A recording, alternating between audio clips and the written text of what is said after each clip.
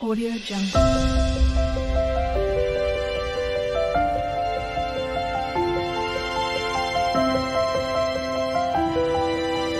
Audio Jungle. Hello friends, कैसे हैं आप सब लोग। आज हम लोग इस वीडियो में ईएनटी से रिलेटेड मतलब शालाक्य तंत्र से रिलेटेड एक टॉपिक पढ़ेंगे, ओटैल्जिया। ओटैल्जिया को जो सामान्य भाषा में ईयर एक या ईयर पेन कहते हैं।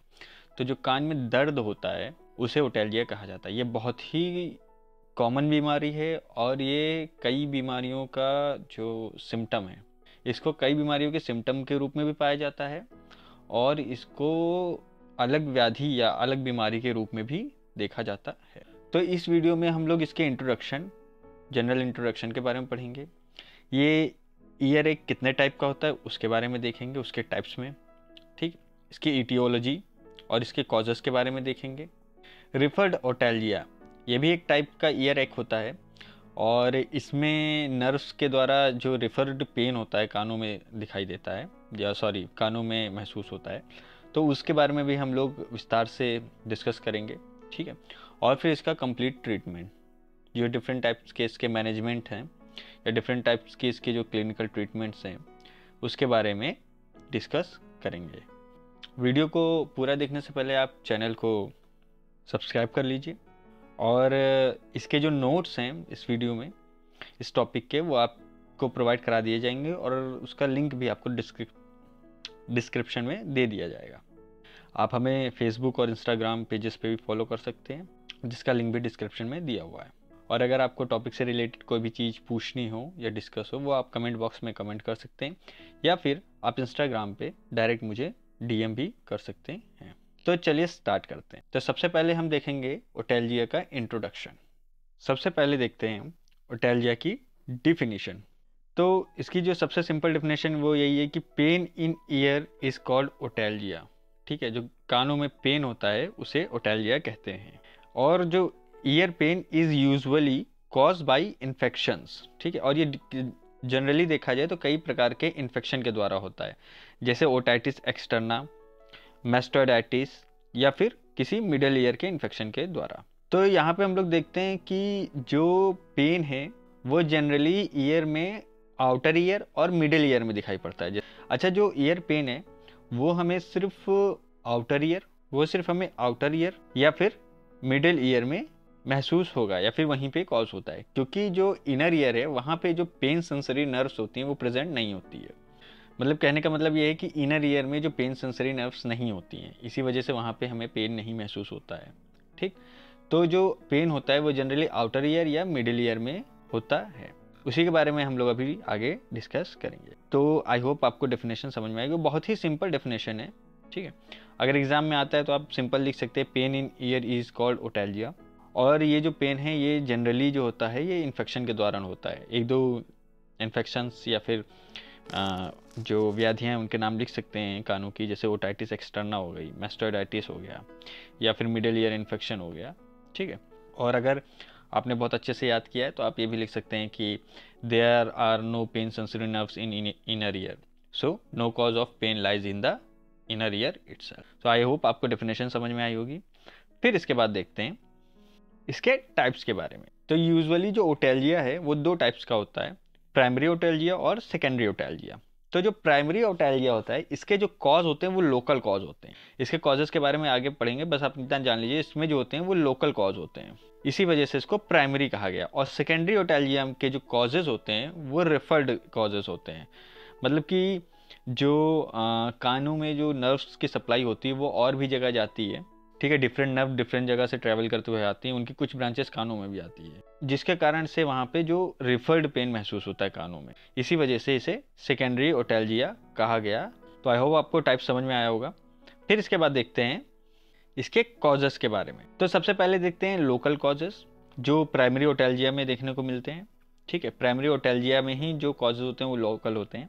तो जैसा कि हमने अभी पहले भी देखा था कि जो ईयर एक है वो एक्सटर्नल ईयर और मिडिल ईयर में ही होता है, इनर ईयर में नहीं पाया जाता, क्योंकि वहाँ पे जो पेन सेंसरी नर्व्स होती हैं वो प्रेजेंट नहीं होती हैं। तो एक्सटर्नल ईयर और मिडिल ईयर में। और जो रेफर्ड कॉज है जो सेकेंडरी ओटैल्जिया है, इसमें जो पेन महसूस होता है कानों में वो डिफरेंट नर्व्स के द्वारा होता है। इसके बारे में भी अभी हमने डिस्कस किया है। इसमें जो डिफरेंट टाइप्स ऑफ नर्व्स होती हैं जैसे glossopharyngeal nerve, trigeminal nerve, facial nerve, vagus nerve, तो ये सब जो हैं और बीमारी के कारण कानों में रिफर्ड पेन कॉज करती हैं।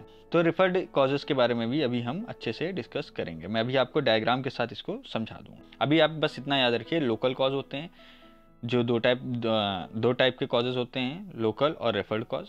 लोकल कॉज के अंतर्गत एक्सटर्नल ईयर में कॉजेज और मिडिल ईयर में कॉजेज होते हैं। देखते हैं फिर इसके बाद लोकल कॉजेज इन एक्सटर्नल ईयर। ठीक है, जो एक्सटर्नल ईयर में लोकल कॉज हैं वो कौन कौन से हैं। जैसे सबसे पहला जो कॉज होता है वो सिंपल है, ट्रॉमा। अगर कानों में एक्सटर्नल ईयर में चोट लग जाती है किसी प्रकार की तो जाहिर सी बात है हमें पेन होगा। इम्पैक्टेड वैक्स, अगर जो एक्सटर्नल ईयर में इम्पैक्टेड वैक्स है या जिसे आयुर्वेद में कर्णगूत कहा जाता है, उसके कारण भी ईयर में पेन हो सकता है और इसे मोस्ट कॉमनेस्ट कॉज भी कहा गया। आपके लिए एक क्वेश्चन है कि बच्चों में ओटैल्जिया का जो मोस्ट कॉमन कॉज है वो क्या होता है। अगर आपको पता है तो कमेंट बॉक्स में कमेंट करके बताइए। फिर इसके बाद देखते हैं तीसरा है जो फंगल इन्फेक्शन है। फंगल इन्फेक्शन के कारण भी पेन है वो हो सकता है। ठीक है, इसकी जो कॉमन बीमारी है वो है ओटोमाइकोसिस। इसमें क्या होता है कि superficial mycotic infection of outer ear.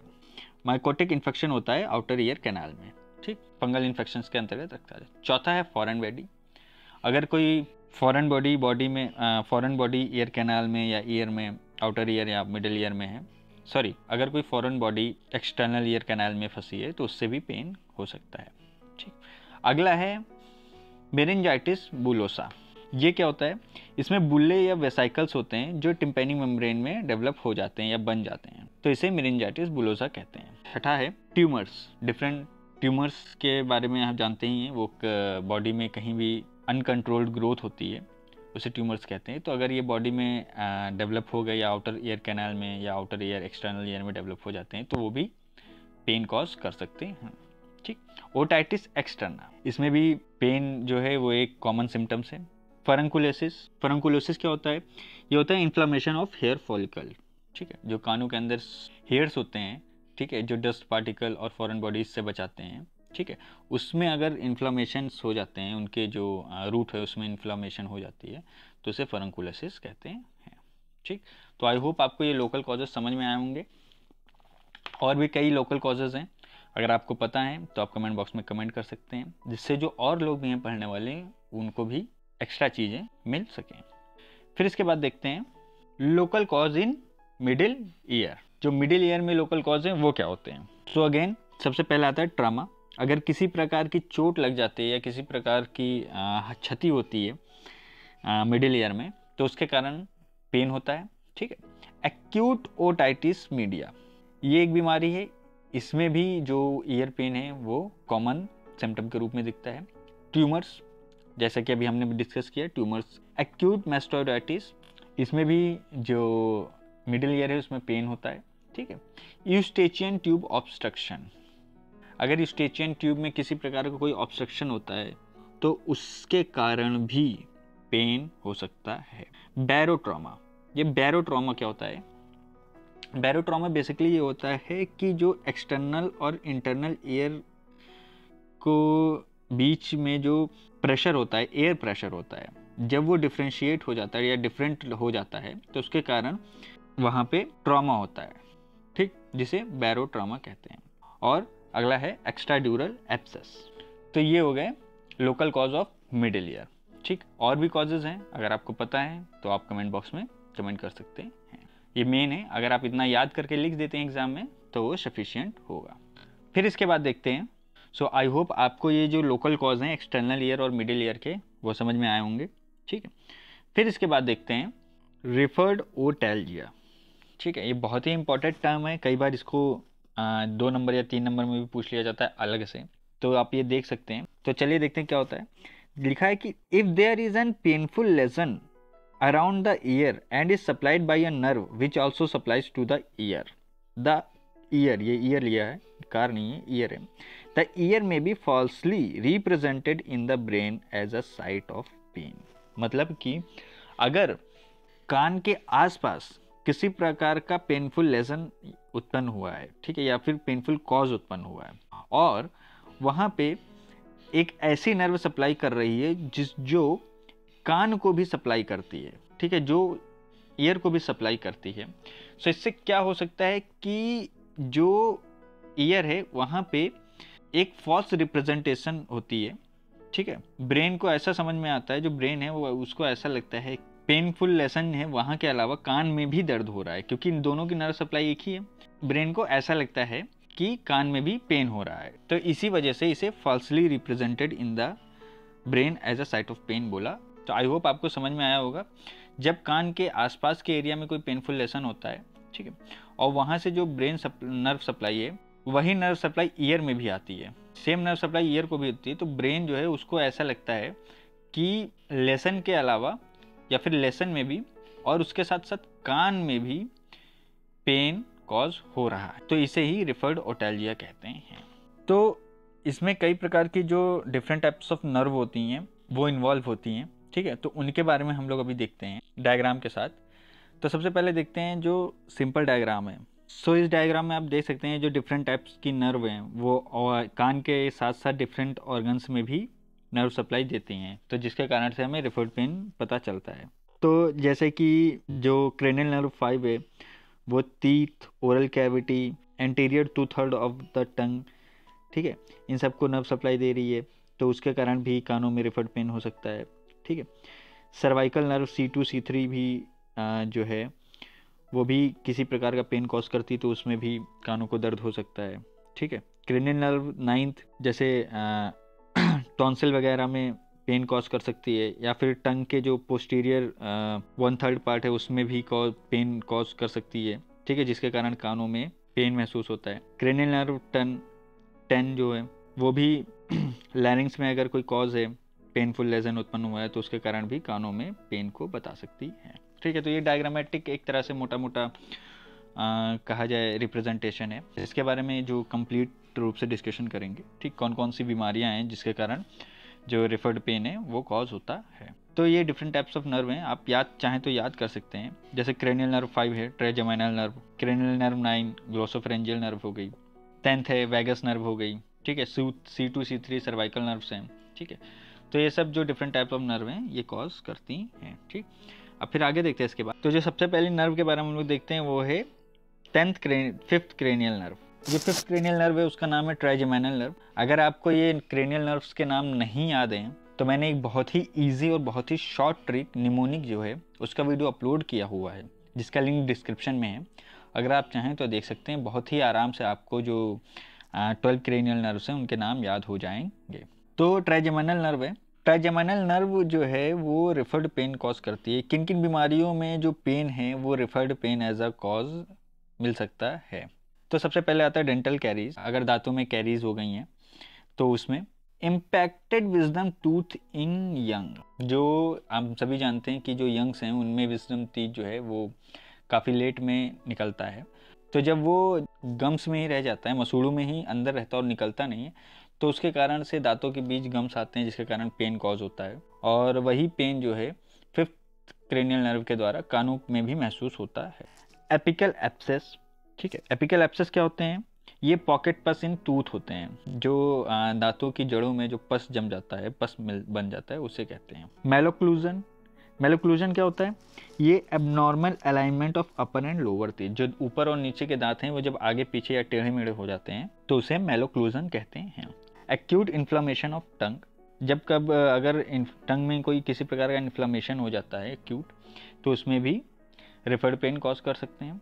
Ulcerative condition of tongue, ठीक है, अगर टंग में किसी प्रकार की अल्सरेटिव कंडीशन उत्पन्न होती है, अल्सर्स उत्पन्न होते हैं, ठीक है, छाले उत्पन्न होते हैं, तो उसमें भी ट्राइजेमिनल नर्व के द्वारा कानों में रिफर्ड पेन महसूस हो सकता है। Acute inflammation of paranasal sinus, ठीक, जो ट्राइजेमिनल नर्व है वो नोज़ में भी, नोज़ के साइनसेस में भी सप्लाई करती है, तो उसके कारण वहाँ पे अगर एक्यूट इन्फ्लामेशन होता है तो वहाँ पे भी मिल सकता है। मैलिग्नेंट कंडीशन अगर पैरानेजल साइनस में है तो वहाँ पे भी ट्राइजेमिनल नर्व जो है के द्वारा पेन मिल सकता है। डेविएटेड नेसल सेप्टम, नाक है और ये सेप्टम है, ठीक, तो जब ये नॉर्मल कंडीशन है, बट जब ये सेप्टम जो है ये टेढ़ा मेढ़ा हो जाता है तो उसे डेविएटेड नेजल सेप्टम कहते हैं, ठीक, जिसके कारण से पेन कॉज हो सकता है और वो ट्राइजेमिनल नर्व्स के द्वारा कानों को भी महसूस हो सकता है।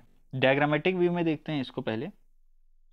ये देखिए, तो जो ये ट्राइजेमिनल नर्व है, जो 5th क्रेनियल नर्व है, इसकी कई ब्रांचेस ने फेस में कई जगह पे सप्लाई कर रखी है। तो जो पहली थी वो थी डेंटल कैरी, जो पहला नंबर था। तो देख सकते हैं जो ट्राइजेमिनल नर्व का जो मैंडिबुलर ब्रांच है, ठीक है, उसके जो इंफीरियर एल्वियोलर नर्व है, ये जो है ये दांतों में सप्लाई करती है। उसी में वही नर्व विजडम टूथ को भी सप्लाई करती है। अगर विजडम टूथ में किसी प्रकार की दिक्कत आती है तो सेम नर्व, ठीक है। एपिकल एब्सेस, मेलोक्लूजन, ये सब हो गया। एक्यूट इन्फ्लामेटरी कंडीशन और जो अल्सरेटिव कंडीशन ऑफ टंग है वो लिंगुअल नर्व के द्वारा मिलती हैं, और लिंगुअल नर्व भी ट्राइजेमिनल नर्व की ब्रांच में आती है। तो इसमें भी जो टंग्स के अंदर हैं ये भी प्रॉब्लम्स है, ये भी जो है ईयर एक को कॉज कर सकती हैं रेफर्ड पेन के। और जो अगला पॉइंट है वो है एक्यूट इन्फ्लामेशन या फिर malignant condition of paranasal sinus, ठीक है। तो ये देख सकते हैं मैक्सिलरी ब्रांच जो है वो नोज में भी ब्लड सप्लाई कर रही है, ठीक, तो उसके कारण भी कानों में पेन कॉज हो सकता है। या फिर डेविएटेड नेसल सेप्टम है वो भी पेन को कॉज कर सकती है। तो आई होप इस डायग्राम के द्वारा आपको जो ट्राइजेमिनल नर्व के द्वारा जो ईयर एक है या जो रिफर्ड पेन है वो समझ में आ गया होगा। फिर इसके बाद देखते हैं pen via cranial nerve 9th। जो क्रेनियल नर्व 9th है उसका नाम है ग्लोसोफेरेंजियल नर्व। जैसे कि बॉडी में एक्यूट टॉन्सिलाइटिस हो जाता है, ठीक, क्विंजी हो जाता है। क्विंजी क्या होता है? क्विंजी होता है जब टॉन्सिल में किसी प्रकार का, टॉन्सिल रीजन में किसी प्रकार का एब्सेस बन जाता है तो उसे क्विंजी कहा जाता है, ठीक। या फिर एक्यूट रेट्रोफेरेंजियल एब्सेस, ये क्या होता है? इसमें पस बन जाता है डीप बैक इन थ्रोट में, deep in back of throat के बैक में थोड़ा डीपली जाएंगे तो वहाँ पे पस जम जाता है, जो बैक्टीरियल इन्फेक्शन के द्वारा होता है। और इसमें ये मैक्सिमम लिम्फ नोड्स को इफेक्ट करता है, ठीक है। और लिम्फ नोड में इफेक्ट करने के कारण इसमें जो ब्रीदिंग में भी दिक्कत आती है व्यक्ति को, ठीक है, जो पर्सन है उसको ब्रीदिंग में भी प्रॉब्लम आती है। तो ये हो गया एक्यूट रेट्रोफेरेंजियल एब्सेस। अगर डायग्रामेटिक व्यू में देखा जाए तो ये रही ग्लोसोफेरेंजियल नर्व, ठीक है। आप लोग देख सकते हैं ये जो थ्रोट है उसके बैक में डीपली तक जो है सप्लाई कर रही है। तो जब यहीं पे किसी प्रकार का पस बन जाता है या किसी प्रकार का एब्सेस बन जाता है तो उसके कारण भी ईयर में यहाँ पे पेन कॉज होता है या पेन महसूस होता है, जिसे referred pain due to cranial nerve 9th कहा जाता है। टॉन्सिलाइटिस में देखा जाए तो टॉन्सिल यहाँ पे होता है कहीं पे, ठीक है, इस जगह पे लगभग पाया जाता है। वहाँ पे भी ग्लोसोफेरेंजियल नर्व की ब्रांच की सप्लाई होती है, जिसके कारण जो रिफर्ड पेन है वो महसूस होता है। आई होप डायग्राम से आपको समझ में आ गया होगा। फिर इसके बाद देखते हैं pain due to cranial nerve 7, जिसका नाम है फेशियल नर्व, ठीक है। इसमें जो मोस्ट कॉमन कॉज है वो होता है बेल्स पैल्सी। तो बेल्स पैल्सी में क्या होता है, जो व्यक्ति है एक साइड की जो नर्व सप्लाई है वो ख़त्म हो जाती है या डिस्टर्ब हो जाती है, जिसके कारण व्यक्ति का मुंह टेढ़ा हो जाता है। ये जनरल है। अगर आप विस्तार से बेल्स पैल्सी के बारे में जानना चाहते हैं तो आप कमेंट बॉक्स में कमेंट कर सकते हैं और मैं उसकी एक सेपरेट वीडियो बना दूंगा, क्योंकि खुद में बेल्स पैल्सी एक बहुत बड़ा टॉपिक है, ठीक है।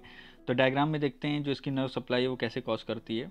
जो अगला कॉज है वो है वाया सर्वाइकल नर्व्स। जो अगला कॉज है वो है वाया सर्वाइकल नर्व्स। तो cervical nerve C2 C3 cause करती हैं रिफर्ड पेन। सर्वाइकल स्पॉन्डिलाइटिस अगर बीमारी होती है व्यक्ति को तो उसमें C2 C3 के द्वारा ईयर में भी रिफर्ड पेन महसूस हो सकता है। फिर इसके बाद देखते हैं, तो ये आप लोग देख सकते हैं डायग्राम में, ये देखिए ये फेशियल नर्व की एक ब्रांच जो है वो ईयर को भी सप्लाई करते हैं यहाँ के, ठीक, ये देखिए। जो बेल्स पैल्सी है उसका भी रिफर्ड पेन यहाँ पे मिल सकता है, ठीक है। फिर देखते हैं इसके बाद पेन वाया क्रेनियल नर्व 10। तो क्रेनियल नर्व 10 कौन सी है? वो है वेगस नर्व। ये बॉडी की सबसे बड़ी जो नर्व है ये वेगस नर्व ही है। ये लगभग ब्रेन से लेकर के एब्डोमिनल रीजन्स तक नर्व सप्लाई करती है, ठीक है। तो इसमें जैसे देखा जाए malignant ulcer of pharynx and लैरिंग्स वो भी कॉज कर सकते हैं, ठीक। मैलिग्नेंसी ऑफ और अल्सरेटिव लेसन ऑफ एपिग्लॉटिस में किसी प्रकार की मैलिग्नेंसी होती है या अल्सर उत्पन्न होते हैं तो वो भी रिफर्ड पेन कॉज कर सकते हैं। या फिर मेलिग्नेंसी और अल्सरेटिव लेसन ऑफ क्रैकोफेरिंग्स या स्ट्राइकोफेरिंग्स भी रेफर्ड पेन कॉज कर सकते हैं। मेलिग्नेंसी और अल्सरेटिव लेसन ऑफ लैरिंग, अगर वहाँ पे भी मेलिग्नेंसी और अल्सरेटिव लेसन जो है वो लैरिंग्स में उत्पन्न होते हैं तो फिर वो भी रेफर्ड पेन कॉज कर सकते हैं। उसके बाद एक अगला जो है वो है साइकोजेनिक। ठीक है, कई बार व्यक्ति को ऐसा लगता है, उसको बीमारी नहीं होती फिर भी उसको किसी प्रकार का पेन होता रहता है, तो जब कोई भी पेन का जो फिजिकल कॉज है वो पता नहीं चलता है तो उसे साइकोजेनिक कॉज के अंतर्गत रख दिया जाता है। तो क्रेनियल नर्व 10th के जो सप्लाई है वो हम लोग एक बार देख लेते हैं। ठीक है, तो ये देखिए, ये वैगस नर्व की सप्लाई है। ठीक है, ये बॉडी की सबसे बड़ी जो नर्व है वो है, देखिए कितनी बड़ी है कि ये फेरिंग्स लैरिंग्स से लेते हुए पूरा रेस्पिरेटरी सिस्टम कवर करती है, हार्ट कवर करती है, फिर उसके बाद एब्डोमिनल जो है सिस्टम को भी ये कवर करती है। ठीक है, तो इतनी लंबी इसकी सप्लाई है। तो हमारा जो है वो malignant ulcer of pharynx and लैरिंग्स। ठीक है, अगर यहाँ पे फेरिंग्स और लैरिंग्स में किसी प्रकार की मैलिग्नेंसी होती है तो वो भी ईयर में रेफर्ड पेन कॉज कर सकती है। या फिर एपिग्लॉटिस लैरिंग्स और क्रैकोफेरिंग्स में भी किसी प्रकार की होती तो वो भी इसके इन्हीं नर्व्स के थ्रू ईयर में रेफर्ड पेन कॉज कर सकती है। सो आई होप आपको ये जो डायग्रामेटिक व्यू है इसके द्वारा जो नर्व सप्लाईज के द्वारा जो रेफर्ड पेन होता है वो समझ में आया होगा। फिर इसके बाद देखते हैं ट्रीटमेंट, फिर देखते हैं इसका ट्रीटमेंट। तो ट्रीटमेंट में सबसे पहले देखते हैं ट्रीटमेंट ऑफ अंडरलाइंग कॉज। मान लीजिए रेफर्ड पेन है, ठीक, तो जिस कॉज के कारण ये रेफर्ड पेन हो रहा है उसका ट्रीटमेंट करना है। जैसे डेंटल कैरीज है या एपिकल एब्सेस है या टॉन्सिलाइटिस है या फिर अल्सर ऑफ फेरिंग्स एंड लैरिंग्स है, स्पॉन्डिलाइटिस है, तो अगर हम इन जो कॉजेज़ हैं इनको ट्रीट करेंगे तो जो ईयर एक है वो अपने आप ही सप्रेस या ख़त्म हो जाएगा। ठीक है, एंटीबायोटिक्स का यूज़ कर सकते हैं कि अगर ईयर में ही किसी प्रकार का कोई छोटा मोटा इन्फेक्शन है तो वो ख़त्म हो जाए। एंटीबायोटिक्स में एमोक्सीसाइक्लिन जो है वो ड्रग ऑफ चॉइस माना गया है। और कौन से एंटीबायोटिक्स हम लोग यूज़ कर सकते हैं आप लोग कमेंट बॉक्स में कमेंट करके बताएं। ठीक, एनाल्जेसिक्स हैं, तो एनाल्जेसिक्स में जैसे एंटीपायरिन हो गई या बेंजोकेन यूटिक ईयर ड्रॉप हो गया या लाइडोकेन हो गया, तो ये सब ईयर ड्रॉप्स हम लोग यूज़ कर सकते हैं। और भी बहुत सी ईयर ड्रॉप्स हैं जो मार्केट में अवेलेबल है, आपको अगर पता है तो आप कमेंट बॉक्स में कमेंट कर सकते हैं। ठीक, एनेस्थेटिक ईयर ड्रॉप्स में अगर देखा जाए तो इब्यूप्रोफेन को हम लोग यूज़ कर सकते हैं, तो ये वहाँ पे पेन को सप्रेस कर देती हैं। तो ये ट्रीटमेंट हो गया, बहुत ही सिंपल है, आप चाहें तो याद भी कर सकते हैं। 2-3 दवाइयों के नाम हैं, अगर आपको और दवाइयों के नाम पता हैं और भी मेडिसिन के नाम पता हैं तो आप कमेंट बॉक्स में कमेंट करिए उनके डोजेस के साथ, और ताकि जो और भी लोग वीडियो देख रहे हैं उनको भी पता चले। ठीक, सो ये था कंप्लीट डिस्कशन अबाउट ओटैल्जिया। अगर आपको वीडियो समझ में आई हो, अच्छी लगी हो, तो वीडियो को लाइक करें, चैनल को सब्सक्राइब करें और ज़्यादा से ज़्यादा लोगों में शेयर करें। और मैंने अभी बीच में आपसे क्वेश्चन पूछा था कि जो most common cause of otalgia in children है वो क्या होता है। ठीक है, तो अगर आपको पता लगे तो वो भी कमेंट में आप बताइएगा। ठीक, अगर आपको किसी प्रकार की कन्फ्यूजन हो या डाउट्स हो तो आप मुझे कमेंट में या फिर इंस्टाग्राम में DM करके मुझसे पूछ सकते हैं। ठीक है, इस वीडियो के जो नोट्स हैं, इस लेक्चर के जो नोट्स हैं वो आपको प्रोवाइड करा दिए जाएंगे, जिसका जो लिंक है वो डिस्क्रिप्शन में दे दिया जाएगा। आप फेसबुक और इंस्टाग्राम का पे मुझे फॉलो कर सकते हैं, हमारे पेज को, वहाँ पे अपडेट्स मिलते रहेंगे आपको। ठीक है, so thank you so much.